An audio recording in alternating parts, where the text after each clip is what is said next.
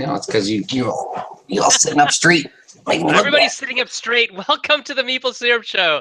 It is episode 118. This is pre-PAX Prep with Pro Power Pair. I think that's what I called it. I'm not sure. There's a whole lot of P's in there. But today we're going to be talking with Anthony Amato Jr. and Nicole, not Klein anymore. Amato now. Yeah, right? That's awesome. I think that was so cool. Even just reading about it, I felt like I was a part of it. The whole name change thing. That was great. And we're going to talk today about how to prep for some cons. They've just gone back from Metatopia and are just heading off to PAX Unplugged over the next couple of days. And then we're going to talk about how they work together as a couple to design analog tabletop board games and card games and other things. So that's what we're talking about today. We're going to have people answering questions or asking questions on the feed. So if you have a question, just put it into the live chat. We'll get it to Anthony and Nicole as we progress through the night. Okay, so we'll be here for a little bit. Sorry that Daryl is not here and Erica is not here. They are both either on their way or already in Dallas for BGG-Con. And I won't, unfortunately, be getting to PAX Unplugged this year because of the whole strike situation. I know, right? But next year something. Oh, next year for sure, 100% Metatopia. I cannot not go. So yes, Metatopia is the best con. That'll be on my high on my list for next year. I will plan around that. All right. So without further ado, let's get the show started and let's chat with Nicole and Anthony. And Nicole, start us off. Tell us who you are, what you like to do, what's going on in your life right now, and all the good stuff about you. Hi, I'm Nicole Amato. I finally just changed my name literally this week, even though we've been married for like 5 months. I'm a research analyst at a think tank in downtown Philadelphia. Right now we are like I feel like we're at the end of a really long marathon because we're finally getting to PAX Unplugged, which today I was saying felt like it was so far away, and now it's like on top of us. Yeah, now you're borderline can't wait till it's over, but that's not really I know, true. and it makes me really unhappy because I'm like, oh, I can't wait till it's done. I'm like, oh, I should be excited for it. So yeah, that's just been our lives for like the last couple of weeks is Metatopia and PAX. Metatopia, right. Yeah. So just con after con after con after con after con. I also officiate weddings on the side. Oh, really? Yeah, so I had a wedding this past weekend that I officiated. Oh, that's neat. I didn't know that. That's cool. Yeah, it's pretty fun. Do you wear the cardboard fortress hat when you? I don't. I should. You should. You totally should. Did you know? It was very funny. I saw somebody wearing a cardboard fortress hat one day. It was Tony Miller. Yes, like a couple years ago, and I was like, "What is that?" And only today, when I was looking at your Twitter, did I figure out that's what it was. Yep. He made a bootleg one and brought it to Origins one year, Gen Con or something. It was so funny. It's like, what is that you're wearing, Tony? And then I saw it today. I said, oh, that's what it is. That's so funny. Yeah. Nicole's also an editor. Oh yeah, I'm also a freelance editor. I do freelance editing for basically whatever. I edit books, like book manuscripts, video games. I just edited a Twine game. Oh, cool. For the first time ever, yeah. Was that hard with all like the branching? It was really hard because I didn't do all the branches. So I just took one path, and then he had like a hard stop on how many hours he wanted me to edit. So I was like, I like made it to the end, and I was like, are there any paths that I missed that you want me to go down? So okay. And then we just had a meeting because he hasn't finished the game yet. So we met for like an hour on Skype to like discuss like where he wants to go with it and like how I felt it was going narratively, and I gave him some advice. So it was pretty cool. It was my first time doing that. That's interesting. That must be really tough.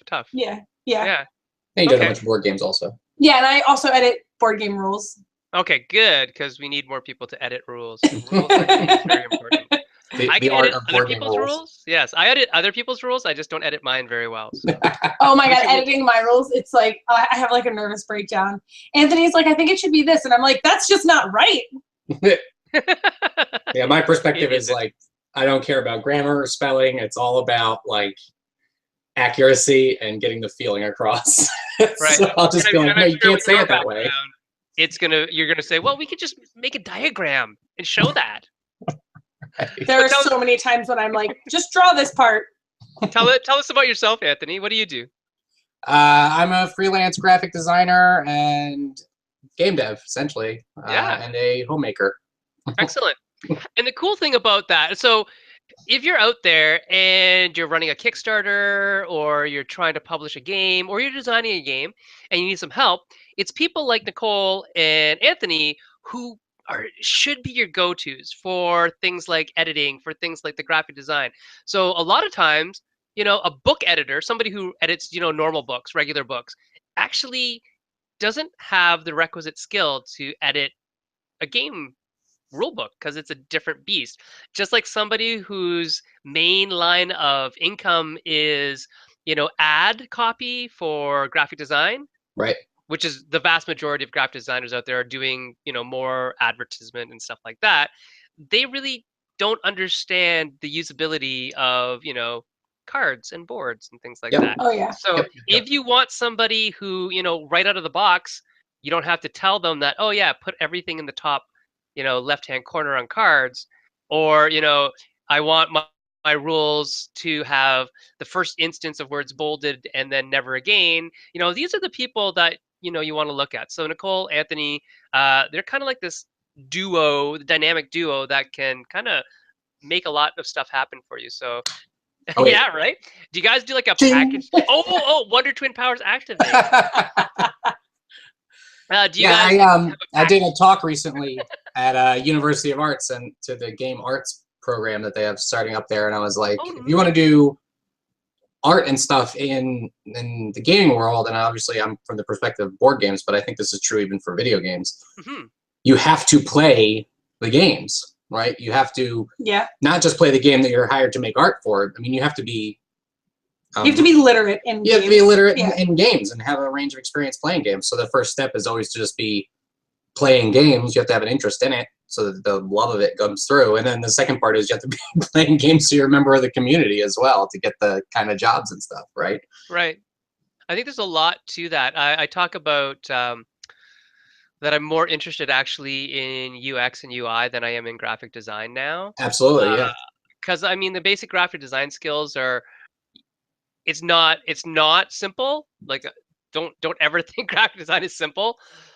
But the next level of it, especially when you're talking about usability of something I'm actually holding in my hands and manipulating in several directions, tapping it, flipping it over, turning it back over, all those types of things for just a simple thing like a card, it has usability that isn't just, will my eye scan this pattern properly? That's one thing for sure. It's that intersection of graphic design and industrial design, of graphic design and ergonomics, you know what I mean? And knowing that that's super important, and the whole like 99% invisible kind of aesthetic where like if you don't notice it, then it's working well. If it's in the way, then you didn't do it right. That's a great analogy. So what were you guys doing at Metatopia? We were running playtests for some prototypes. Mostly we ran expansions we're working on for Laser Riders. And then we have a tank game that we're working on that's a little bit of a tabletop war game kind of thing that we ran a test for. It's called Tank Robbers. It's called Tank Robbers. Tank robbers? Like you're actually robbing while you're in a tank, or you're stealing other people's tanks?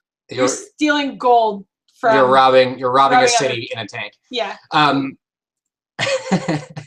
But the main reason you go to Metatopia is because it's fucking amazing. Yeah. Can we curse? Oh, I'm sorry. Can we curse? Totally curse, yeah. Okay. Well, I'm surprised he was the first one to curse and not me. It's usually Nicole. I'm usually the cursor more than she does.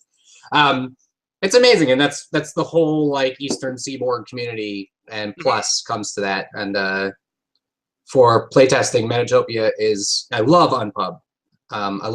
But playtesting for me, Metatopia is the #1 convention in the world. Right. So what's the difference in your mind, Nicole, between say Unpub and Metatopia?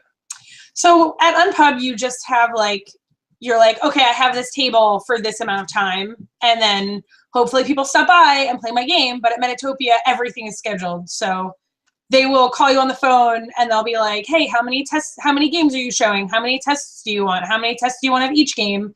And they also do something called a high test. And the high test is where they only let game designers into that test.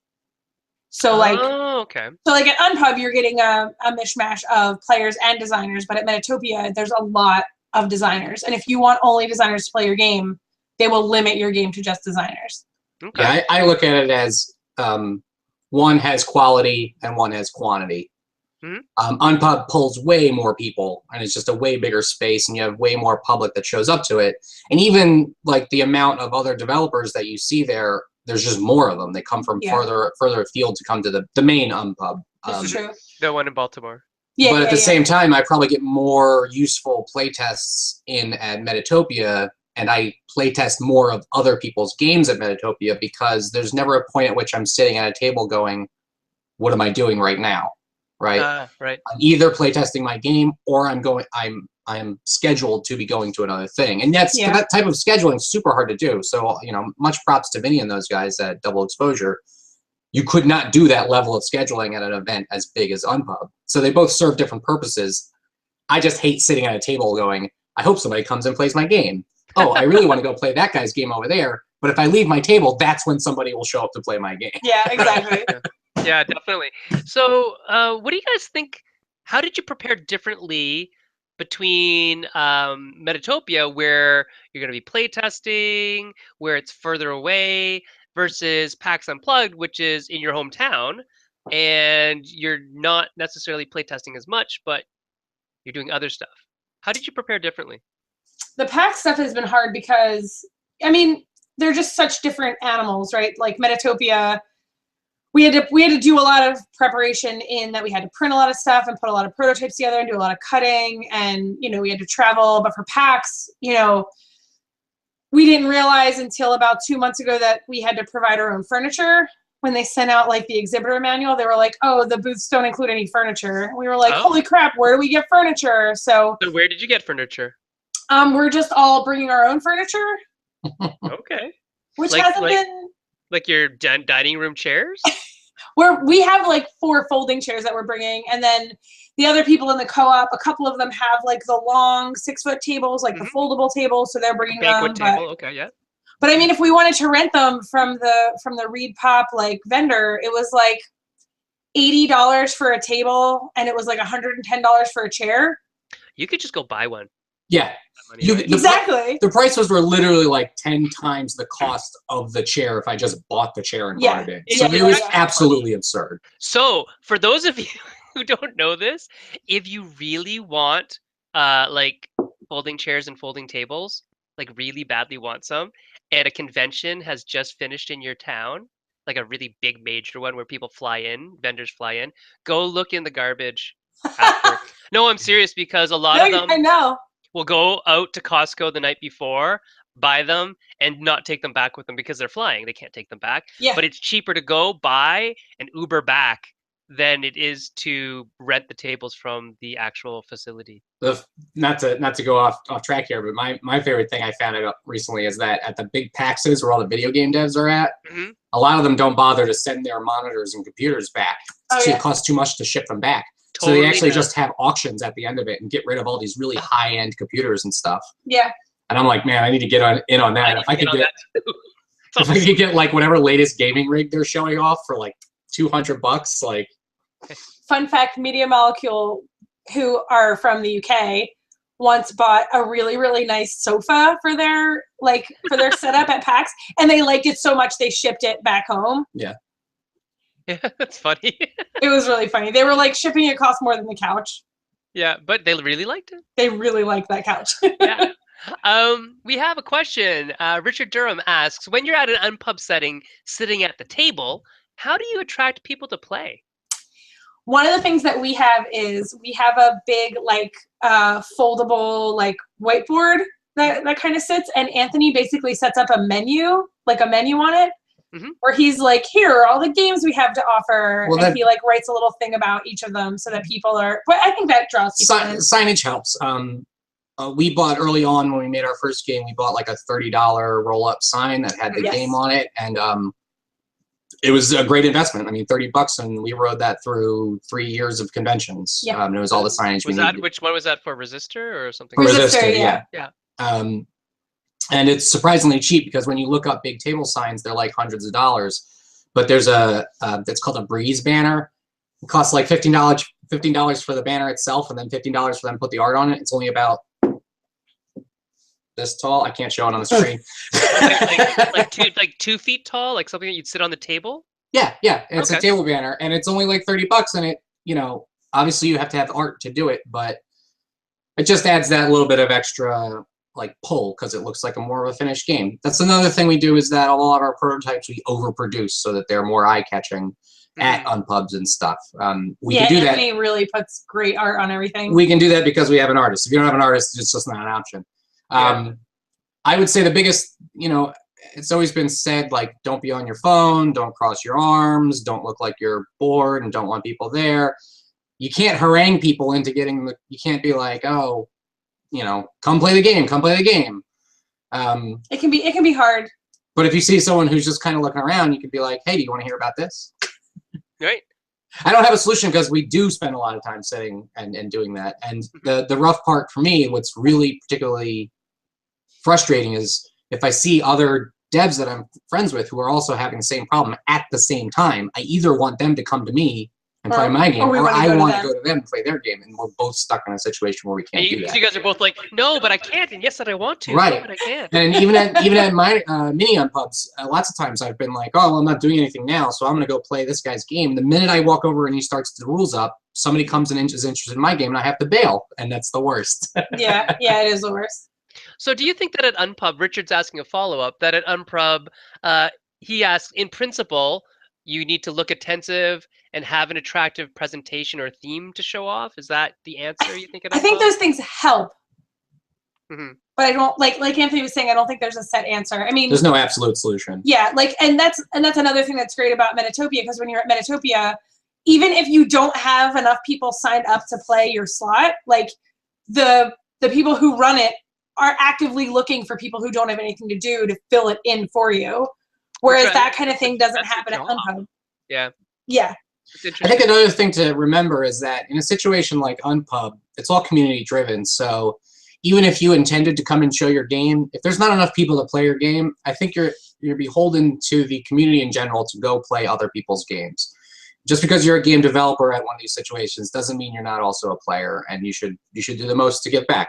Yeah, when we do an Unpub mini, like whatever slot we're in, we make sure that we stay for the other slot as well, because we want to like play test other people's games, and you got to check out the competition. No, I'm kidding. You have to give back, right? I think it's important to give back, because they've probably helped you be successful in some way, right? Absolutely. Yeah, we're super grateful to our whole community. Mm-hmm. Tell me about your community in Philadelphia. You said that you have quite an active gaming development and board gaming development community. Yeah, it's called Game Makers Guild Philadelphia. We meet twice a month. So we meet second Wednesday in the city, and then we meet on the fourth Wednesday outside of the city. That one, the O'Neills run. Chris O'Neill and Heather O'Neill run that one. Oh, right. Yes. So it's pretty good. We have I would say we probably have about 16 people come to the one in the city, and it's not always the same people. And it's great because we usually have enough time for everybody to be able to show the games that they brought, and it's pretty good. We usually, I think on average, have about 5 games to play. And we split it up, and we try to make, we try to make a point to kind of give it that structure of like, all right, from this time to this time, we're going to play one game, and you're going to have this much time for feedback, and then we're going to move on, and everybody's going to switch over to another game, so everybody gets their playthrough. And so nobody's like bored sitting around.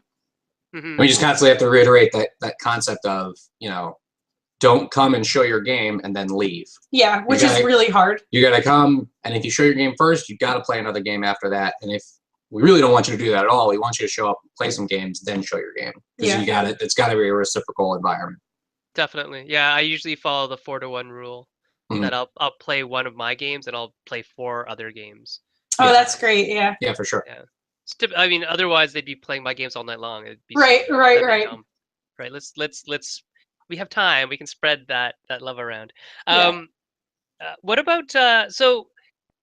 When you go to an Unpub versus Metatopia, are you preparing different things? Are you bringing more sell sheets to an Unpub, because that's really sort of, so how I view Unpub typically is I view Unpub as, yeah, this is sort of the last thing before you're going to Kickstarter or something like that, if you're a self-publisher, just to give it that final kind of push into the public, get the public have a little buzz grow around it, versus Metatopia, which is more like a development type thing.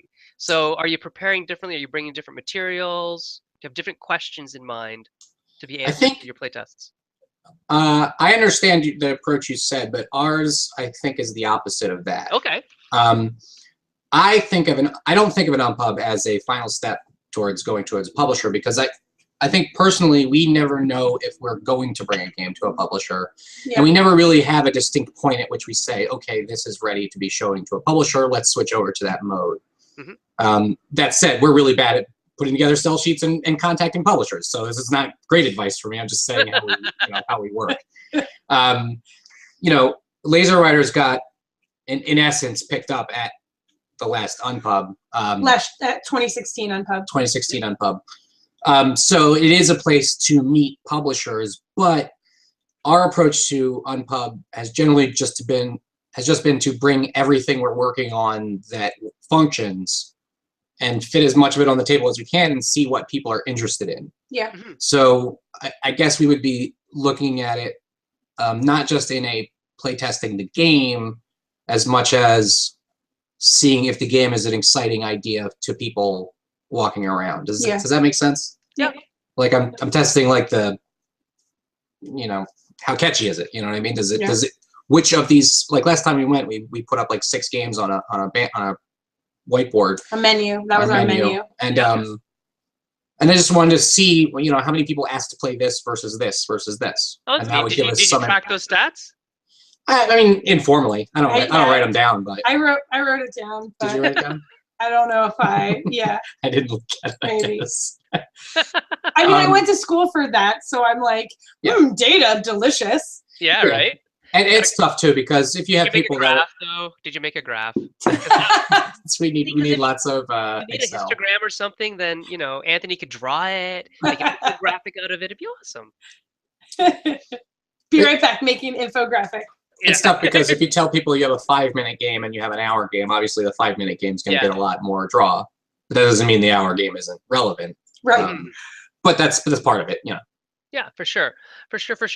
And now that you're going to PAX Unplugged, that's like a new thing. Like, we don't know what to expect. What do you hope to get out of PAX Unplugged? What's the difference between a PAX Unplugged and a regular PAX event for you guys? So a regular PAX event, like I don't know if you've been to PAX West or PAX East. Not any of them yet. So PAX East, the board games are very integrated into the video game section, but at PAX West, like board games and video games are in totally separate areas. So I feel like because of the way they set the buildings up. Yeah, it's a building thing. Yeah, but like I feel like PAX Unplugged. I don't know. Yeah, we have a lot of questions as to how this is going to go down. So many questions. Yeah, like I'm nervous, but I'm excited. I think it's going to be well attended. I think that they got a lot of good. I think they got a lot of good people to speak on panels, and I feel like there's a big draw there. But I'm nervous. I'm really interested because PAX runs on video games generally. And video games are a whole different magnitude of money involved in video games. Yeah. I mean, multiple tiers higher than board games. As big as board games is right now, it's still, I mean, a booth at PAX East might be as much as a video game ever gets like made, spent, or not even a huge game. Right. So I'm really interested to see what PAX, which I think is usually a bigger production, does with the lower scale of board games in general. And I'm also super interested to see what kind of pull Philly and how Philly deals with this kind of thing, because I don't consider Philadelphia to be a very good place for conventions generally. There's going to be the Philly Marathon this weekend. Like what? Like why didn't anyone say like, hey, there's a convention here? I mean, I'm super happy it's in Philly because that's how I feel, son. Now I don't have to eat really terrible food from other cities, but I just don't know what it's going to be like. I mean, oh, come on. What terrible food are you talking about? Everywhere that isn't Philadelphia. Are you Philadelphia born and bred? I'm actually from California. Born in California. Oh, okay. He really hates the food in. Okay, so Boston, Anthony hates the food in Boston. Dallas, we went to Dallas. We're vegetarians. Oh yeah, that's all like barbecue. Done. Yeah, like we tried to eat in Dallas. We ordered the only thing without meat on it on the menu at this place we went to. And it had meat. It came out with like meat covered in chili, like meat sludge, like poured on top of it. Oh my god, really? We were like, how could you leave that off of the menu? We were like, hi, we didn't think we had to tell you this, but we're a vegetarian. And they were like, oh. Oh, you guys aren't allowed in this province. Yeah, state. they were like, get out of our state. Right. That's so funny. So yeah, Philly has really good food, so I'm happy to be able to step outside of the convention, go to a place I know in Chinatown, and eat really amazing vegetarian food. What about like Ohio when we go to like Origins? Columbus? I mean, there's a Bear Burger. We've only been to Origins once. Oh, okay, because I think Columbus actually is pretty foodie, relatively speaking. It's okay. I wasn't starving and miserable. Yes. Pardon me, you weren't miserable. Yeah, Gen Con, Pata Chow is like. Have you been to Gen Con? Oh yeah. Pata Chow. Yeah. For breakfast. Yeah. That's like the best place. Okay. Gen Con's okay. Yeah. Yeah. This guy's really tough. He's a tough sell. He is. He's like some kind of like food critic or something. He's a little bit of a foodie. I'm picky. Yeah, that's okay. It's all right to be picky. We have some other questions from our audience. Sir Bob asks, would you design or show different games for your PAX demo versus an Unpub demo? What do you think? That's really tough because at PAX we're usually with publishers. Mm-hmm. So like nowadays. Currently, yeah. But before we would like at Tabletop Co-op we will show games that we would show in Unpub, but usually it's games that are a little bit more polished, I feel like. Right? Mm-hmm. Yeah. I wouldn't the only thing I would say is I wouldn't put a game on the table at PAX that I didn't think was going to make it to the end of the game. Does that, you know what I mean? Oh yeah. Like I wouldn't put a game down that might fall apart in the middle because there was some rules thing I didn't figure out yet. Right. So really, it's less of a testing grounds, more of a showings area. I mean, I would say there's a certain hour after which anything goes. I like that. Yeah. Okay. I mean, when we started out with our first game, we went to all the PAXs and just put it on tables and back rooms and stuff and in different areas. Yeah, our biggest Resistor fans are still the guys who played the first copy on index cards at PAX, who just saw us putting a prototype on the table and wanted to play it. Yeah, I mean, that was literally like I was like, hey, we should take some time to do this. And we went to an area where there's some open tables and I saw these guys nearby and I was like, hey, do you want to try our prototype? And that's kind of how everything went off. You know, it was awesome. So that's totally doable. If I've bought table space at a booth, then I'm probably going to try to show something that I'm more interested to see, again, to see what the public's reaction is to it as a more finished product. Although I'm just always testing. Until it's printed, I'm always testing it. Right. So. That's so cute. Sometimes even after printing. Sentences. Oh, so cute. Which brings us to our next topic. So we're going to move a little bit on from the whole PAX and Metatopia and Unpub and such, and get to the idea that we invited you two specifically on to show or to talk about how do we design with our significant others involved, and we can talk about some other power couples, like we have Inca and Marcus Brandt, we have Josh and Helena Capel, we have you guys, we have the team that. Didn't they just get married? I think they just got married at Daily Magic Games. Yeah, we have lots of people who are working with their significant others.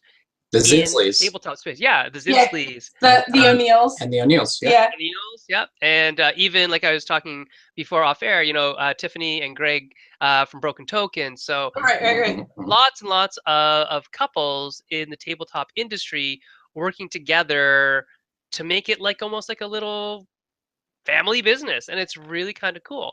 So why do you think that happens in tabletop specifically? Well, what got you guys doing it? What got you guys designing together? So I was involved in like the video game community here, and we would go to their events, and they have game jams. Like they have monthly game jams, and finally one month we were like, we can't make video games, but we should make a board game. Like fuck it, we're gonna do it. Right. And that was how we made Resistor, and we won the game jam, and people like really, really loved Resistor, and we were like, we could do this. Right. Yeah, and then the more we saw that people liked it, the more we wanted to, take it to the next step, to the next step, to the next step, and that's how we got into the community, and everything followed from there. Yeah. I think the reason that maybe you see more power couples in board games than other places, and I hope this doesn't sound demeaning, is that I think it's the board game design is a less specific skill focus. You don't have to be a coder or a programmer or a lawyer. It doesn't take one specific high degree of knowledge that you have to have training in to become a board game dev, as opposed to a video game dev or something else like that. Yeah, it's not like we started a band in the garage where I'm like, Anthony, you really got to learn the bass. Right. You could totally do that, and I would totally listen. Yes. I think that'd be awesome. So I think the skill level to get in is really low. You don't have to have any particular knowledge. You just have to have an interest, and then you gain the knowledge as you go. So that would allow both sides of the couple to kind of do it without one person being wildly better at it than the other one.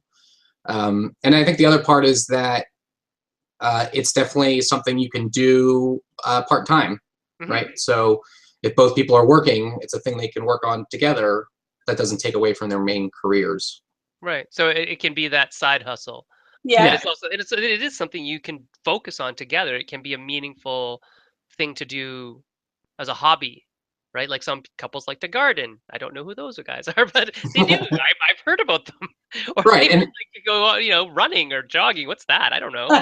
And you can both learn it as you go. Yeah. Right? Like if we were making a video game, one of us would have to learn to code, and the other one would have to learn how to do the pixel art or something. You'd have to split up the division of labor is much more important. So out of the two of you, who would learn how to code? What do you think? Me. Definitely me. Yeah, definitely you.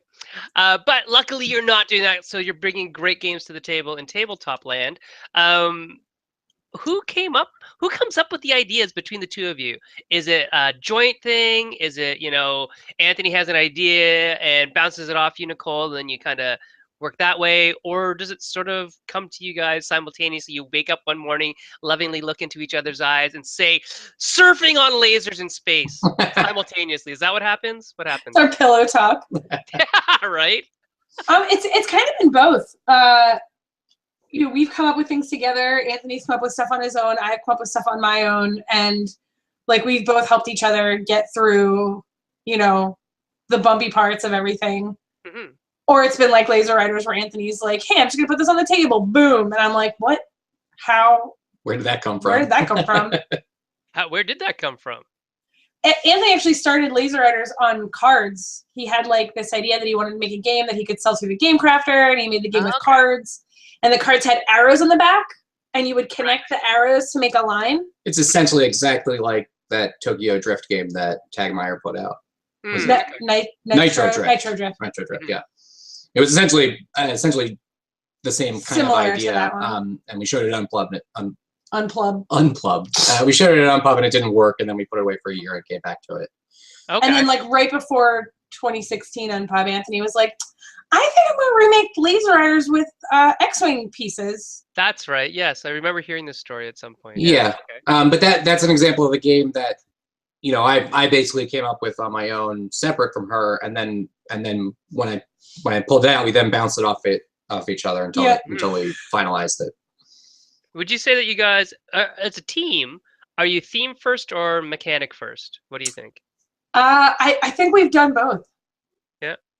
I fall towards the mechanic first part of it, but I don't think that being 100% one or the other ever works. I think you can't make a good game that's just mechanics and then slap a theme on it, nor can you do it the other way. Yeah, you can't commit to one or the other. Because I come up with really cool themes all day long, but until I have a mechanic that's exciting for it, I don't even worry about that theme.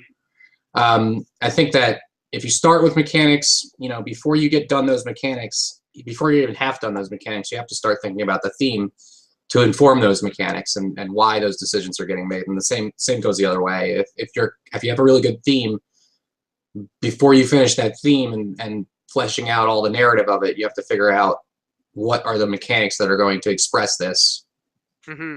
So I always say, if you're doing mechanics first, then 50% of the way through doing the mechanics, you better be start thinking of a theme, and the same way the other way. So let's work through World of Tanks, or not World of Tanks. That's an actual game. Tank Robbers, is that what it's going to be called? Yeah. The working title. Okay, so let's work through that. Who came up with the initial idea? Anthony. Tank Robbers. Okay, Anthony, was it mechanics or theme? I would say that started as mechanics. And what are the core mechanics, if you don't mind sharing? Sure. I actually have it right here. Here you go. Here you go, sir. So Tank Robbers started out me and Chris O'Neill from level 9. Ninth level. 9th level. I always do that. Well, because we know level 99 and 9th level. Yeah, I always mix them up. And we're always like, wait, what? I think it started out as... Does Chris O'Neill also wear a hat all the time? That's how you should remember it. Brad always wears a hat. Well, not always. That's true. He does. That's true. That's true. And a good blazer. Yes. So we started out with sort of making a card, super simple. I think it was for a Tagmire thing, like a 9-card game. Yeah. But he made the whole thing on one card. To represent, each player had one card. Each player had one card. Right. That's right. To represent Combat, the old Atari game. Okay. Yeah. So we had this whole drive system where you go 1, 2, 3 and then make motions. And you would like put your arms up or put your arms out, and that would be like the thing that your tank would do would be dependent on how you held your arms up. Oh, hey, that's great, because it's like like forwards, backwards, left turn, right turn. That right. It was like you'd go like this, like you're holding the controls, and you go like 1, 2, 3 forward. Yeah. That's awesome. It was a really cool idea, and I liked it a lot. And I had been thinking like, I'd like to make a game about tanks because I really like tabletop war games, but I feel like they're super hard to get into, which is the same thing that inspired Laser Riders. Was oh, really? Because you're kind of X-Wing, right? Yeah, X-Wing. One of my favorite games is called Battlefleet Gothic, or any of those old one of my favorite games is also called Battlefleet Gothic. What's that? One of my favorite games is also called Battlefleet Gothic. Why do you live in Canada? Move here. Come play it with me. I have 3 fleets. Oh, do you? I don't know. I don't know where all my stuff is. My kids got at it. All my Man-O-War stuff and all my. Oh yeah, it's funny. But they now have. So Ethan, I spent like a bunch of money, and he now has a whole Tau army that he can play with himself. And Eli has a Necron army. He can play with that, and then they can leave my stuff alone. That's awesome. That's what I would enjoy. So I love those old games. Man-O-War is another good one, and the old Space Fleet I particularly like. Yes. And so I really like those games, and the best part of those games to me is the movement of them. Yeah. Because that's critical. I don't like 40K and skirmish games where you can just kind of step back and forward and do a bunch of stuff like that. I like games where you have predictive movement and moving, I could say, oh, he's facing this way, so you can only move these directions and stuff like that. So that's what inspired Laser Riders, and that's also what I wanted to add to that a little bit for a tank game. So now we have these little tanks I made, and I was like, oh, it'd be neat if we did a double thing, and now it has a turret on it, right? Oh, it's so cute. They're really cool. They are really cool. And then I wanted to revisit the idea that everything was cards, because I like to start with a restriction, right? So my restriction was I want this all to fit in a small box or be printable by the game crafter. I think those are fun restrictions. And then if I break out of them later, that's fine, but working within that to start is a good idea. And so my movement mechanic is that you put the card in front of it, and then you put the tank where it's shown on the card, yes. And then you remove the card. Yeah, there's like a bunch of like, like hard left, hard right, forward, slow. And so I wanted to I also wanted to, try out programming games, but in a way that's super light. So this game, you program 2 cards in on a round and stuff like that. That's less dickish than like Robo Rally. Right. So you're never like, oh, I got screwed on the first card, and now my next 4 cards, I just have to watch this thing play out. Right. I just have to keep going into this wall right here. So in the beginning, that was all kind of mechanics of there's a theme there. The theme was tank, but then after that, it was all just how do we do tank movement in a way that's fun. And then at some point during that, I was like, I came across a mechanical problem. The mechanical problem was I don't want this to have player elimination, but it's a game about tanks shooting each other. Right. So how do I cross that bridge? And that's when I had to go, well, what else could be happening here? What is the theme? Mm-hmm. And once I got to that, I went back into, you know, things I like in the past. I really like a movie called Kelly's Heroes. He accessed his mental database. I accessed my mental database. I really like this movie Kelly's Heroes, and in Kelly's Heroes, it's a movie about tanks, but they're really not blowing each other up. They're trying to break into and steal gold from a vault during World War II. So it's like, oh, okay. Now I have a theme to make some of this stuff, victory conditions, make sense and everything. Right. So how did Nicole get involved in this whole thing? I've mostly just like done a lot of testing, and I helped with the rules. Like I haven't done a lot with tanks, except, you know, if Anthony has questions, like we'll be in the middle of doing something and Anthony will be like, Nicole, what if in tanks we did this?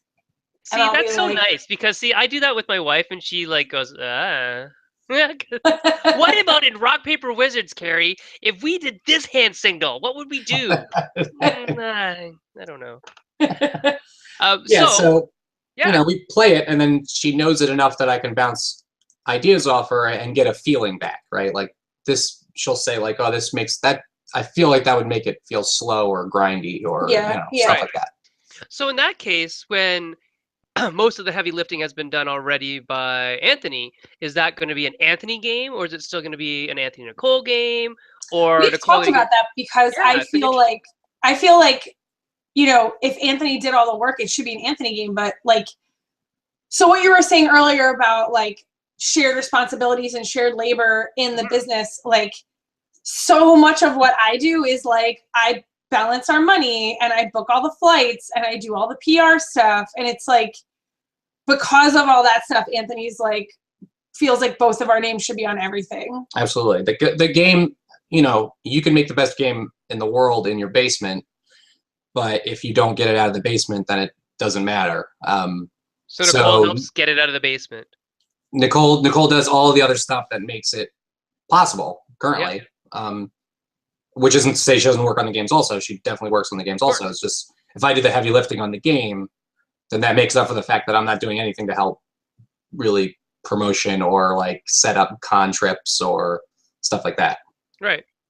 And I think that's okay. I mean, like there's got to be that balance between that. And obviously you guys go to cons together, you're running play tests together, you're doing all that kind of stuff, and you're bouncing ideas off each other when it comes to things like balance and, you know, is this too grindy? Is this too powerful? Is that card OP? You know, right. So I think it's the nature of a relationship, right? It's going to flow in between, and some of the times you're going to have a lot of work at the front end and less work at the back end, and that's when it switches. But the workload's always kind of at a certain level. Yeah. And then you kind of have strengths in different areas, and I think that's, you know, you guys complete each other, right? I mean, what's funny is like the hardest questions Anthony asks me, like if he asks me like balance questions, like we'll talk through it, or like feeling questions, we'll talk through it. But like sometimes he'll be like, what do you think of this color?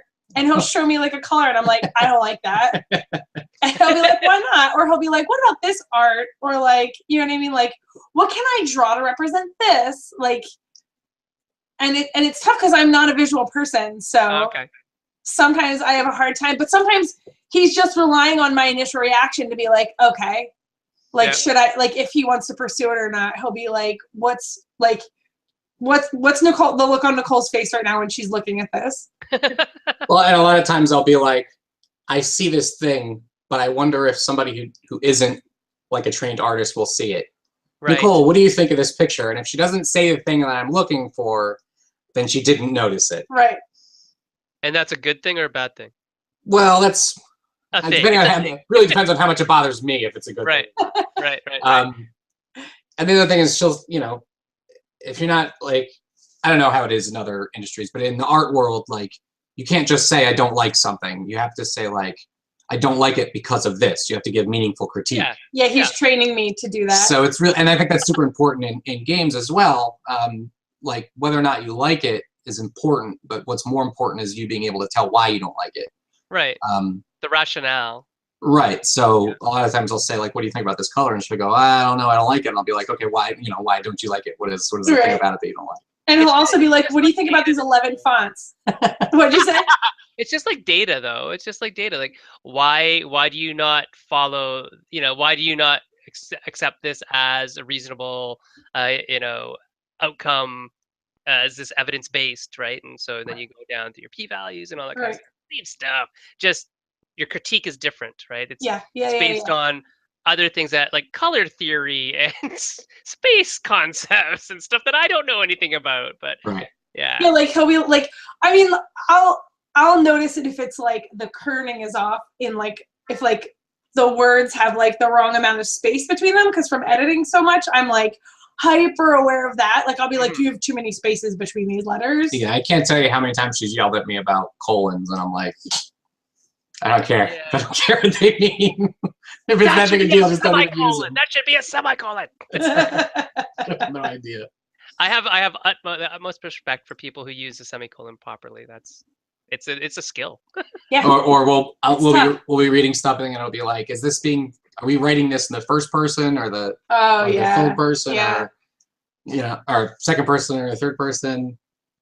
Right. And you know what? The funny thing is, like, as hard as game design is, I find rules writing the actual hardest part.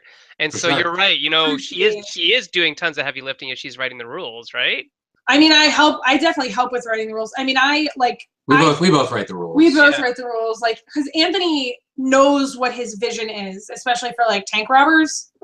So I'll help him like format it and figure out what goes where and like edit it for grammar and spelling and stuff. But like, and I'll tell him like, hey, like you were saying earlier, like I'll be like, hey, I think this needs a diagram, or I think this would be better explained with an image, because I don't think that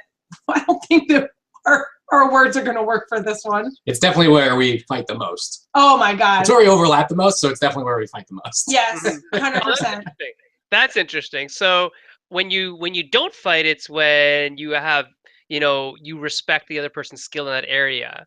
Not saying that you don't respect each other when you're rule writing, but when you both have strong feelings and you both have the rationale to back up your feelings from different fields, that's when you guys are going to come to a little bit of a loggerhead. I see. Yeah, writing rules is the hardest part. And we have different approaches to writing the rules also. Like you write like she writes like poetry and like I don't know what the term for it is. Write it yourself, right? Oh yeah. Like kind of emotive narrative writing. Yeah. And I don't write at all. I try not to write ever. But when I look at rules, I'm looking at them as a manual, like how to build a cabinet, right? So like IKEA. Right. Yeah. So she'll write in that way, and then I'll be like, no, none of this matters. We need bullet points and step 1, 2, 3, and we're gonna put that in a sidebar, and we're gonna, you know. And I'm gonna lay it out like this in you know, InDesign or whatever. Yeah, I'll sometimes I'll be like, let's just write this like we're writing a program. So it says like if then. Right. And then we get to the end of it, and it's like, this is cold. Like this needs to be written like a human being would write it. And then Anthony's like, dear human wife, please inject humanity into these words. That's why I get Josh to write the rules. It's exactly it. So I write the rules like I'm a robot, because that's how I write. And I write the rules very robotically, and then I hand them off to other people. But the funny thing is I can do it the other way. So if somebody hands me their rules, I can totally unrobotize their rules, but I can't do that for my own. Too close. Because you know all the things that might go wrong if you're not super precise. Yeah. Right. And sometimes, that's the thing.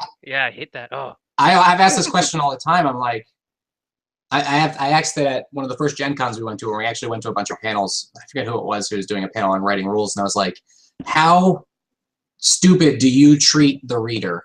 Yeah. Right? Like how much of a moron do you treat the reader? Like, do you tell them how to hold the card?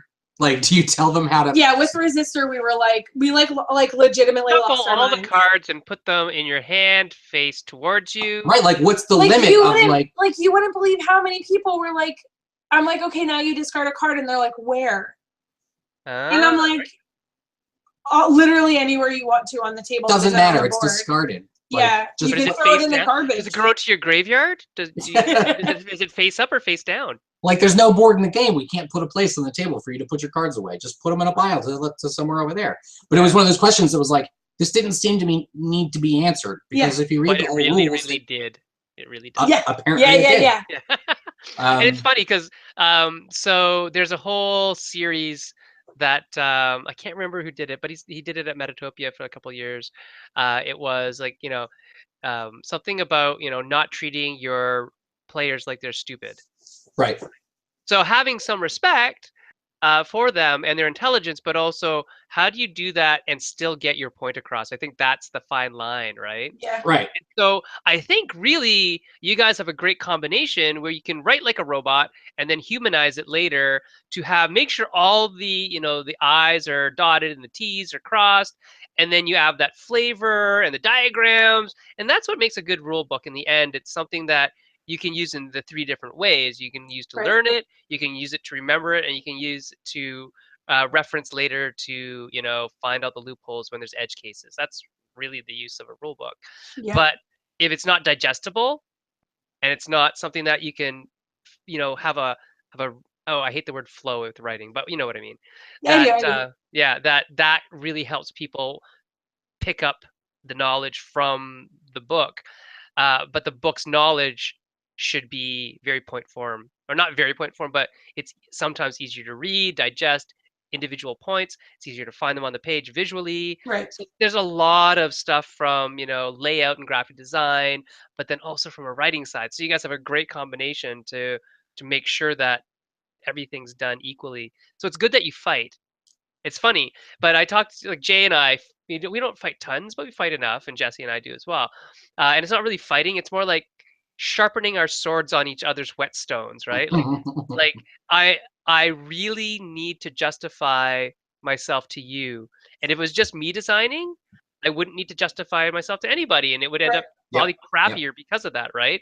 But because you guys are working as a couple and you have respect for each other at each other's levels of skills and things, that you're going to say, no, really, Anthony, I think it should be written this way. And Anthony's going to say, well, I really think it should be written this way. In the end, after, 5-10 minutes of this discussion, you'll probably find a way that both are important or something like that. One of the things that one will win out in one after way. we stop talking to each other for about a half hour, Yeah, and maybe apologize after that. That's okay. It happens. I also like one of the things that I like to do sometimes is I'll like write the sentence out as Anthony wants it, and then I'll just highlight it and put a comment and be like, this was how I wanted to say it. So that way maybe later, like, if we do need to like change it, because I'm going to forget what I said. Yeah. So I think that that's one of the good things about both Microsoft Word and Google Docs is that you can just pepper it with comments that nobody else is ever going to see. Yeah. That is a great feature. We use that lots and lots. So tell me a little bit about Cardboard Fortress. What is it? What's it going to be? What was it? And what do you hope it's going to be in the future? Oh, I just wanted to say, actually, before we move on, I'm not saying that our readers of our rules are stupid. I'm just saying, how granular do our rules need to be? That's all. Yeah. I know. Nobody who's playing these games is stupid. Okay, what was the question? Something about Cardboard Fortress? Yeah. So what is Cardboard Fortress, and what do you guys hope to accomplish with Cardboard Fortress as a thing? Cardboard Fortress is just the company name for the two of us. We want to make games, and we're not really worried about if they're published by other people or ourselves. We just want to make a game that we like, and then try to make it have the biggest splash on the market that we can. When we made Resistor, we assumed that we were going to have to kickstart it. We didn't think that.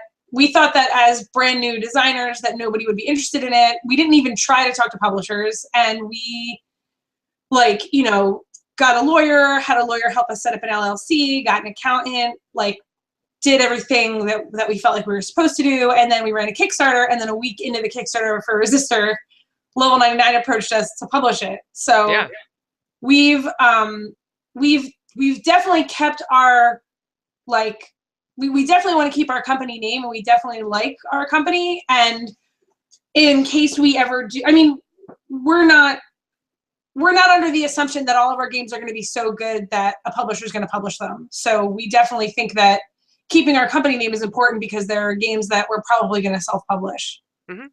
I don't know if that makes sense. Assume we will at some point. And it's just simpler to say that we're Cardboard Fortress Games as opposed to, at that point, saying Nicole Klein and Anthony Amato on everything. Mm-hmm. Now we could just say the Amatos. Right? You totally could. I could say the Amatos. Yeah.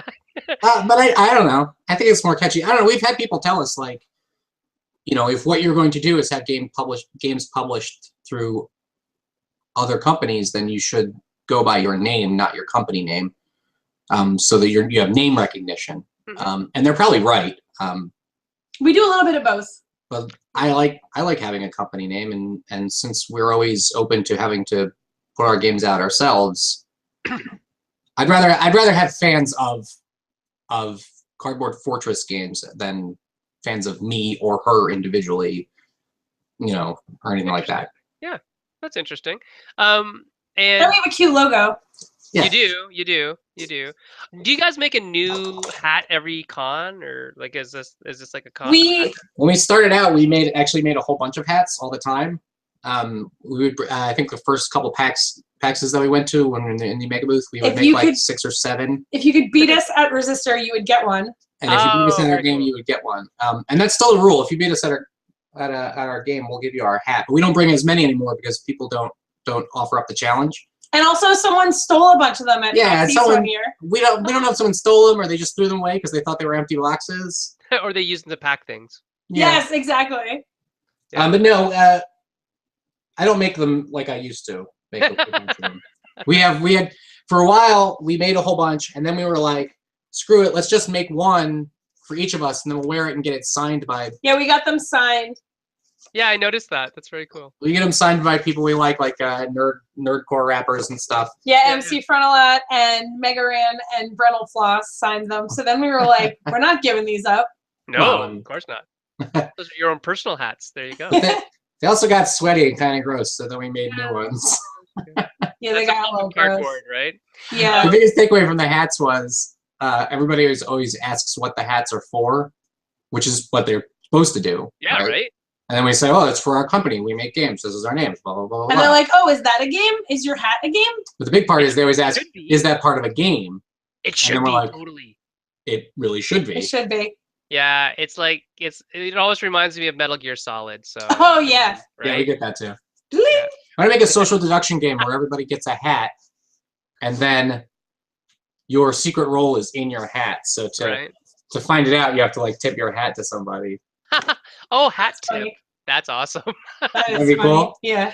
Plus, it's like a table presence thing. Like in a game where you have to wear something goofy, like right. People see it and they go, "Oh, what's that?"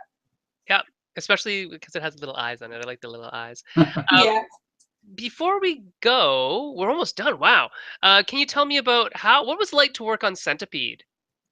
What was it like to work with John Boy? John's fun. So, but what was it like to work on Centipede specifically? Like an iconic video game, translating that into tabletop form. What was that like? It was hard. Yeah, I'd say it was weird because we hadn't really done anything for hire before, right? Right. We hadn't been asked to do anything. Everything we had done, we had just made it up ourselves and then saw what happened. This is the first one that somebody said, hey, do you want to do this thing? Can you make a game for this purpose? So that was a real interesting change of pace for us. Mm-hmm. And what do you think was the biggest challenge of working for hire? The time frame. Yeah. Okay. So all the deadlines? I mean, the game was out less than a year after they asked us to make it. Mm-hmm. The game was on store shelves. Yeah. Which for us was that's really fast. Was pretty quick. Yeah. But it felt particularly fast because it was really informal to begin with, and then got super serious all of a sudden at the last minute. Do you know what I mean? Yeah. I so it was just sort of like, hey, do you want to explore this space and sort of maybe work on this game, and like we'll work on it together with John, and then and then it was like, and then it was like, hey, we need a component list by Wednesday, and we were like, yeah, and we were like, I don't even know if this really works yet, or we might completely change what We were like, a component list for what? Because we didn't really have a deadline until the deadline was there. Yeah. Right. And they were like, here's the box art. And Anthony showed me the box art. And I was like, I like disassociated because I was like, cool, where did you find that centipede art? And he's like, this is the art for our game. Right. And I was like, stop it. Right. They already have art. Now we actually have to make this game. Like, we can't bail now. Yeah, like we need to finish. We need to finish this. Yeah. And, yeah, go ahead. And it's also really weird for me because, you know, I overproduce all our prototypes and stuff, but that was not necessary or even really wanted in this circumstance. Yeah, right. Nor did we have this sort of time frame to really take it to the amount of conventions and playtesting at conventions that we would have liked to do. We did plenty of playtesting at home and what we could get done, but we go to like a couple unpubs, a slew of minis, and our local thing, and blah, blah, blah. He says he didn't overproduce. He overproduced. I did the first time. It looked amazing. I did the first time, but then after that, once we had the deadline, I was like, no way. And then once they showed us the art, I was like, there's no point. They already got this guy doing the art. Yeah. He still did such a good job. It was beautiful. I still have art. I wish that got into the game. But like, he would pull it out, and people would be like, what is that? What are you doing? Can I do that? I want to do that. It looks good. Yeah, yeah. And it was also super different, you know, for the same thing. Like, once we had given them the rules, we didn't have to do anything else. And that felt weird. We're super used to, like, even when our games, like, we think it's 99% done, rules-wise, we still have a whole bunch more stuff to do for it. Because if it was one of our own, we would be prepping for eventual Kickstarter or hoping a publisher, you know, notices. So in this case, we didn't have to do any of the tail end stuff. We just gave them the rules and moved on to our next thing. Right. So last couple of questions. Sure. What do you guys think has been the best thing about designing games together for your relationship with each other?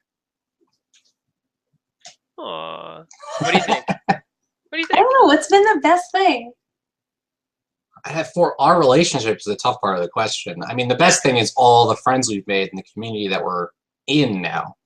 I mean, I guess the best thing for us is that we have a hobby. I mean, it's not really even a hobby anymore. We have a jobby. A jobby. Jobby. Don't say jobby. That means a different thing in different countries. I don't know. But you know what I mean? Like, we have a thing that we work on together. So if it wasn't that, what would it be? Watching TV? You know what I mean? Oh, yeah, we don't do that. Honestly, if it wasn't that, it would probably be working out, which is what we really need to be doing. What about on the flip side? What has been the hardest thing about designing together from a relationship standpoint? Writing rules we fight. Writing rules? The writing rules fighting. The fighting. No, but I mean, like, it's funny because it brings us together in really fun ways. Like, in September, we were so dang busy, and Greater Than Games was like, yeah, we really want you guys to do an expansion. And we had literally no time. So in a 6-hour car ride, we spent like the first 2 hours of it recording audio into a phone of ideas that we had for the expansion that we like later dictated. But like, you know, we're normal human beings who live together. So, you know, sometimes we don't feel like working together and we're cranky. And Anthony's like, are you cranky or are you hungry? It's mostly her who's cranky. He'll be like, are you hungry? And I'll be like, no, yes, but I'm still right. But make me nachos. Yeah, I mean, really, the worst part's just the stress of it, right? There's so much to do. And a lot of what I do, I can kind of take my own pace with it. But Nicole does the event stuff, like getting ready for cons and stuff. So, and she does, you know, 4 other jobs, so it's super stressful for her to have to put all that together. And I communicate with like our lawyer and our accountant, like I was saying before, and I have to like maintain the receipts of all this money we spend. I have like a spreadsheet, and like it's really boring. And sometimes I'm just like, I don't want to do the boring stuff. I want to do the fun stuff. And then Anthony's like, do you want to help me do this? And then we start working on it, and I'm like, I hate everything. So what do you guys do to spend time apart from each other? What's fun for Nicole? What's apart from each other mean? Right? What does that mean? I don't even know what that is. I have my full-time job that I work, and I'm in a couple book clubs. I brunch with my lady friends. Yeah. I love brunch. I think book clubs are your main, like, the most non-workingest sort of side thing you do. The most working non-work that I do. Right. So I see why you don't let him write the rules, Nicole. I also like to play video games. Yep. And that's funny because a lot of the times Anthony's like, "Can we play a video game together?" And I'm like, "Go away." This is me time. I'm gonna play Persona 5 for 10 hours. You could do that for 10 hours and not get very far. I have done it for 10 hours and not gotten very far. Right? But that's okay. It's a good ride. It's a good ride. What about you, Anthony? What do you do for the not Nicole time? Well, I have, and hopefully more so, been doing graphic design for other games. Mm-hmm. So that's something that she's not involved in that I do. I don't know. I play video games also. He's also involved in role-playing games. I mean, we play role-playing games together, but he's also in some role-playing games that I'm not in. I run our D&D game, but I can't say that as separate because she's in the game. Okay. But I also play a game with a friend of mine who's developing his like role-playing game that she's not in. Yeah. Excellent. Yeah. Have you guys ever thought about doing designing a role-playing game? I have the inkling. I have the start of an idea. Although it's very mechanics heavy, so maybe it's not the best. Maybe it should just be like a Descent style, kind of thing. Yeah. I once outlined a Juggalo role-playing game on Twitter with Joshua A.C. Newman. Yeah. Oh, that's right. I keep forgetting you're the one that loves the Insane Clown Posse for some insane clown reason. I love Juggalos. Exactly. Oh, yeah. It's really just the Juggalos that you like. I did love ICP when I was a teenager, and then like stopped listening to them, and then like when Anthony and I started dating, I was like, I'm really obsessed with Juggalos. Like we watched the documentary American Juggalo. It's like there's a documentary. There's a documentary called American Juggalo. How did I not know this? It's amazing. It's a really interesting culture, like anthropologically, to my mind. But I think she legitimately kind of wants to be it. Maybe more than I think is altogether. My Blood Bowl team is their Nurgles. They're called the Nurgalos. Yeah, I can see that. That's awesome. We're in a D&D game, a 5e D&D game that our friends run. They're called Nerdarchy, and they have like a YouTube channel, and we play Goblin Juggalos. They're Gobbleos. Yep. I know. It's really bad. It's really bad. It's really, really, really bad, Nicole. I really want to buy some Jinkos, and Anthony's like, I will divorce you. I will not walk around with a Juggalo. I think I still have some. From like the 90s, right? I will not walk around with her as a Juggalo, but the idea of a Juggalo role-playing game, or even Juggalo board game in general, is really funny to me because I like fun themes like that, right? Wasn't there a Juggalo game? Yeah, there's a Juggalo deck builder. Into the Echo Side, which is supposedly really good. It's not really good. It's No. I think like Chris Rowland said it was actually good. I've heard it was actually really good. Yeah. So did I. I think Chris Rowland said it was really good, and he typically has decent taste in games. Okay, sure. I want to buy it. I just haven't yet. But isn't it true that there is actually a Juggalo tabletop board game convention? Yes, it's called Dark Carnival Games, and they actually have their own tabletop convention. This is a burgeoning demographic that could be served. I think Cardboard Fortress needs to get on that. I mean, I have a Hatchet Man tattoo. No, you don't. I was gonna go like this. You should draw one in Sharpie or something. Divorce, please. Can you imagine if I had you draw one on me in Sharpie, and that was just an elaborate prank how we played? We would prank Sen by both showing up with full Juggalo face paint. Would be hilarious. Oh man, that would have been funny too. And then I would have put two and two together and thought, oh yeah, she really did like the Juggalo. No, it's not. It's not worth the possibility that someone would think we were serious. I would be okay with it. Yeah, I don't. You know what? It's this weird subculture, and it's totally fine. Just probably not for me. I don't like their music, so I mean, there's that from the start. But. What convention was it we were going to? That Tim Matz gave us the thing. What thing? The CD case. Oh, we were going to PAX East, and it's like a 6-hour drive from here. And Tim Matz, who runs Games on Tape, was like, "Hey, I bought you this present." It is. I bought this at a yard sale for $1. It is a container of mixed CDs by a real Juggalo. Yep. And guess what the first song was on Juggalo Mix 1? I don't even know. Hey now, it's you're an all-star. Really?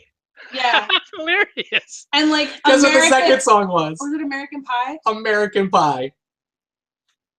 It was the weirdest. Yeah, that's. It was the most like. Yeah, and kilter. We like listened to we listened to as much as we could on each CD, and I was like, can we just throw them out the window like as we finish listening to them? But jokes on my friend who drove. We left the CDs in his car. Yeah, there is now. It's like Jumanji. It's like Jumanji. Yeah. It is. It's like The Ring. Someday his phone's gonna ring, and then he'll die 7 days later. 7 days. Now he has to listen to all the CDs. Yeah. In 7 days, or he will die. You have to get somebody else to listen to them. 7 days. You won't die. You'll turn into a Juggalo. It's worse than. For some of us, it could be worse than death. Such a hater.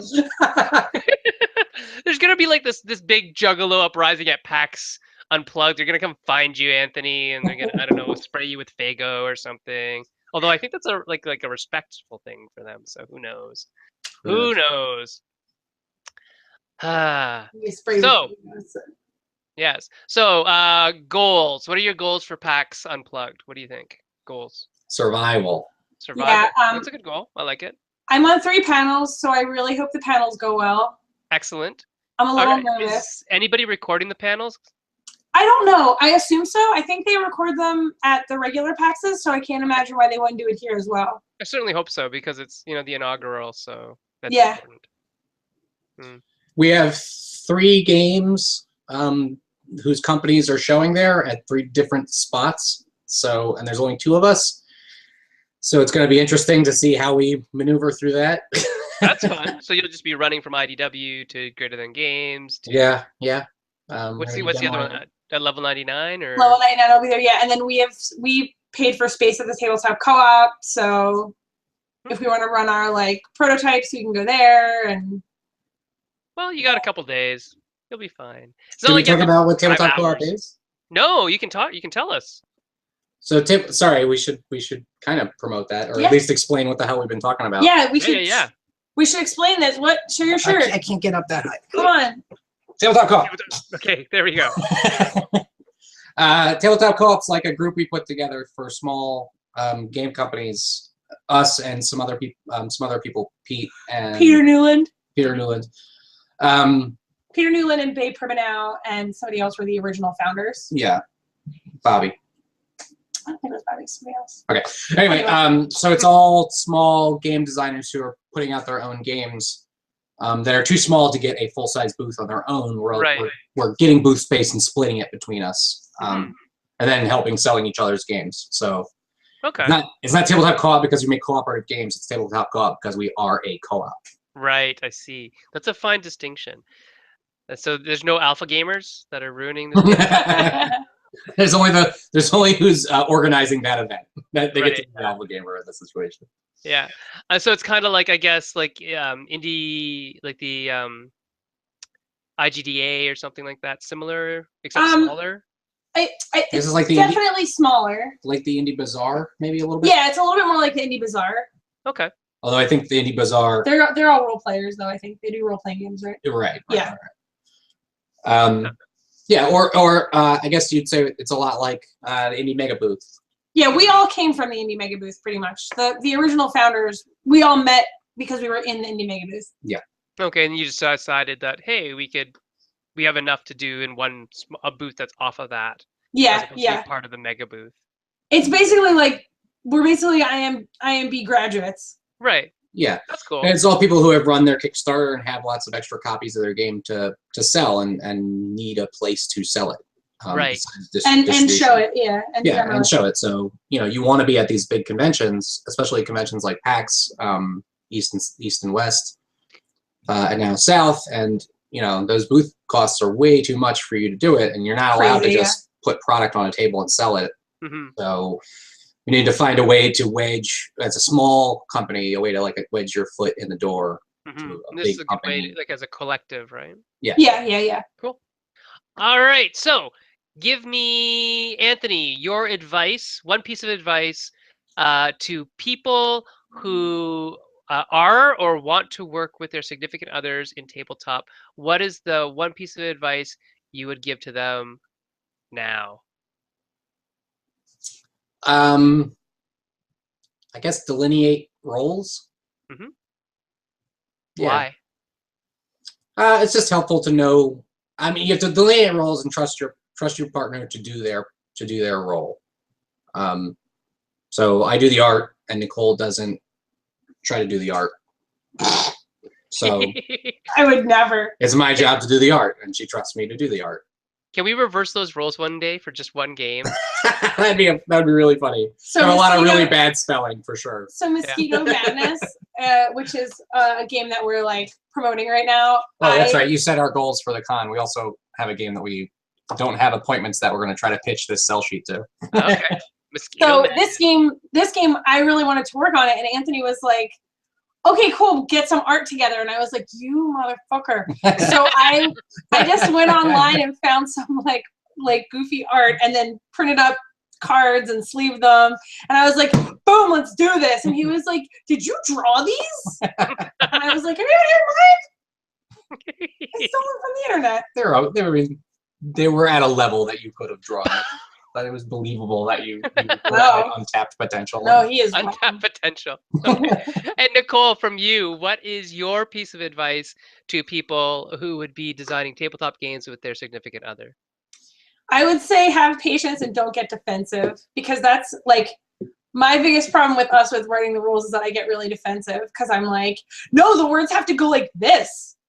And like, it's totally unreasonable. You have to be flexible and patient, and like, you have to be willing to work with each other. You know, you have to be willing to like, also like know what the real battles are. Like whether or not this sentence has a serial comma is something I can compromise on. Just kidding. I'll never compromise on a serial comma. You monster. And you should not have to. I'm with Nicole on that one. Serial commas are awesome. If you're both engaged, then you have a real resource that a lot of other people don't have the advantage of. You need to each other. Engage to each other. If you're engaged in the game, and if you want to get engaged, you can do that too. You have an advantage that a lot of people don't have, and that's you have somebody that you can have a sounding board off of. Yeah. You don't. How many games have me or Sen are you seen where it's somebody who's been working on a game, in their own vacuum for so long, and then they finally bring it to the light of the public, and it's like, oh, this game's been completely in your own head for far too long. Yeah. Oh, lots and lots. So if you can just be able to say, hey, play this with me and look at it and see if this doesn't fall apart. Yeah. Yeah, and I think there's a lot of people out there who have partners who probably would be helpful to them if they, knew how to work with them. So I think hopefully some of them are watching, and hopefully some of them will figure it out that, hey, their partners could be a great resource for them, even if they don't get design credit, but they could be a play tester, right? And I think that's also pretty cool. I know that lots of designers like Kane Klenko, I've played with games with him and his wife and his kids, and they all design. They don't design the games, but they're definitely playing with him. And right. I think that's really cool that a lot of people do that. So anyway, it is getting late, and you guys have to get up and unpack boxes and hats that are boxes and boxes that are actual boxes, and get it all down to the convention center and then all that stuff. So I'm so sorry that I will not see you guys yet again. But let's see. So I guess oh man, it's like next year when I'll see you next. Yeah. Right? Like Origins or Gen Con. Are you going to Unpub? It depends when it falls. It used to fall around gatherings, so it's hard to get out to both. But yeah, I should actually. I've never been to the main Unpub, which is kind of a bad thing. So I should probably go. Just like I've never really been to Metatopia. Oh, is it? Like, where is it? It's still in Baltimore, but it's not at the convention center. Okay, interesting. I like Baltimore. Baltimore's a fun city. Yeah, I like Baltimore too. Yeah. What do you think of the food in Baltimore, Anthony? Oh, he hates it. Really? Oh yeah, because you're vegetarian, so like crab cakes and things like that wouldn't. Yep. Really It's float your really boat. tough. Yep. Yeah, I get you. All right, well, that's our next mission, is to find Anthony some good food in Baltimore. So on that note, we're going to say goodbye to the Amatos. We can actually officially call Nicole Amato, because she changed her name legally. Because apparently she talks to a lot of lawyers. That's what we've heard today. Is like, and I had to talk to the lawyer, and then I went to talk to the lawyer and the accountant, and then the lawyer, and then another lawyer. So we'll see you guys hopefully sooner than later. And for all you people on Meeple Syrup, please look out for the next things that are coming from these wonderful designers, Anthony and Nicole Amato. At some point in the future, it sounds like tank robbers will be a thing. It looks super cool. Cross your fingers. Yeah, right. Look out for the updates and the expansions for the awesome laser riders. And if you haven't played Resistor, you really should. It's a really neat game. And there's, I don't know, and if there's a publisher out there that's looking for a game that Nicole did not do the art for, I hear Mosquitoes is pretty cool. All right, so we'll see you guys next week. Next week, same time, same channel, when we will be looking at More Than Meets the Eye. This is game-specific graphic design and illustration with Adrian Azell, Paul Sang, and Cecilia Hyland. So come back for that one, and we'll take a look at some of the stuff that Anthony was already talking about today on the graphic design front, but we'll get really nitty-gritty and specific. All right, so see you guys all later. Nicole, Anthony, say goodnight. Thank you, Sen. Good night.